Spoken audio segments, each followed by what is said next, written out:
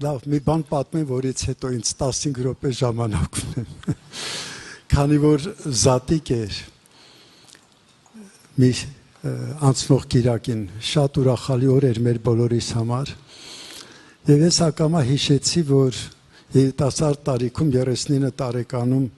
ինձ հրավիրել էին Միացյալ Նահանգներ եւ ես այնտեղ 15 նահանգային մայրաքաղաքներում պատգամ տվեցի եւ ինձ հրավիրեցին մի մեծ համաժողովի, որտեղ թղթակիցներ կային։ Եվ պատգամից հետո թղթակիցը ինձ հարց ուղղեց, շատ դժվար հարց էր։ Դուք հայերդ ինչ եք ընտրել Քրիստոսին։ Չեք տեսնում, որ մահմեդականները, մյուսները, մոնղոլները, թաթարները, թուրքերը բոլորը անդադ ձեզ սպանում են։ Ընտրեիք Մուհամմեդին կամ էլ Ռամակրիշնային կամ էլ Բուդդային, այսքան նեղություններ չէի քաշի։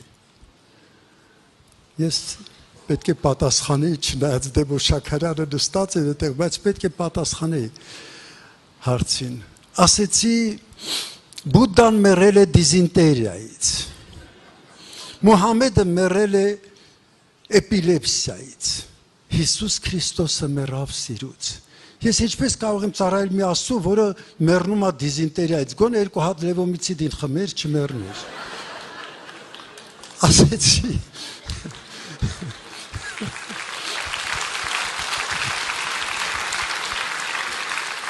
Ասեցի, բայց Հիսուս Քրիստոսը մեռավ սիրուց։ Նա կույրերին տեսողություն էր տալիս, խուլերին լսողություն էր տալիս, հրաշքներ անանում, մեռելներին հարություն էր տալիս։ Բայց դա դեռ բավարար չի,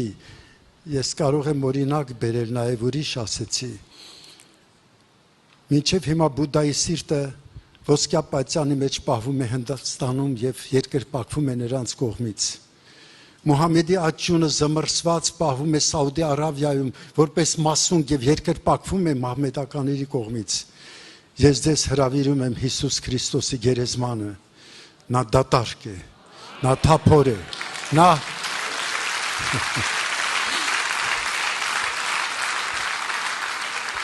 նա ոչ միայն մեղքին, հիվանդությանը, այլև մահվանը նկուն արեց եւ հարություն առավ մեռելներից, ապացուցելով, որ միակ Աստվածը դա մեր սիրելի Փրկիչ Հիսուս Քրիստոսն է։ Փառքը նրան լինի։ Այսօր ես էկրանի վրա տեսա ցորենների արդ։ Կներեք ձեր համեստ ծառան մի քիչ ես կողմնակից եմ ռադիկալիզմի քրիստոնեության մեջ։ Եվ այդ ցորենի հասկերը ինձ մի համար հուշեցին։ Եվ Տերը ասում է, որ եթե ցորենի հատիկը մեռնի հողի մեջ, շատ պտուղ կտա։ Պատկերացնեք ցորենի հատիկը հողի մեջ, նա այնտեղ տառապում է, նա այնտեղ օդ չունի, որ շնչի, նա լույս չունի, որ տեսնի, նա խավարի մեջ է։ Խավարի մեջ ինքն է զոհողության է գնում, տառապում է ինքը մթությունից, անլույսից եւ գնում է դեպի մահը, բայց իր մահը այնքան արդյունավետ է լինում։ Գիտեք, մեզնից շատ մեծ բան է պահանջվում սեփական կյանքը զոհաբերել ուրիշների համար։ Երբեմն մեզ Տերը վերցնում է եւ տանում է շատ խավար տեղեր եւ զրկում է նույնիսկ իր ներկայությունը զգալուց։ Բայց Սուրբ Գիրքը ասում է խավարի մեջ պահված գանձեր կան։ Եվ ոչ միայն այցելությունները, շռնդալից օրհնությունները, երջանկությունները,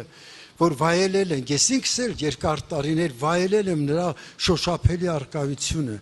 բայց գիտեմ, որ նա տանում է մեզ երբեմն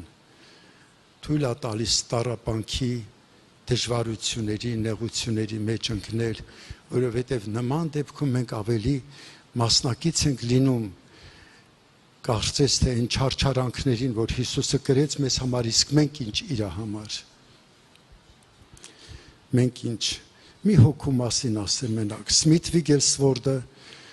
14 գրանցված մեռելների հարության միջոց եղավ հզոր մի անձնավորություն որի ներկայությունը 3000 կիլոմետր հեռավորության վրա մարդիկ զգում էին եւ մի օր իր աղջիկը եւ փեսան նստած էին առաջի հարկում ընթրիք էին անում հանկարծ երկրորդ հարկից որ աստիճաներով են իջնում երկրորդ հարկի աստիճաների գլխավերևին տեսան աղոթքի սենյակից դուրս եկած Սմիթ Վիգելսվորդին նրա աչքերից արցունքներ էր հոսում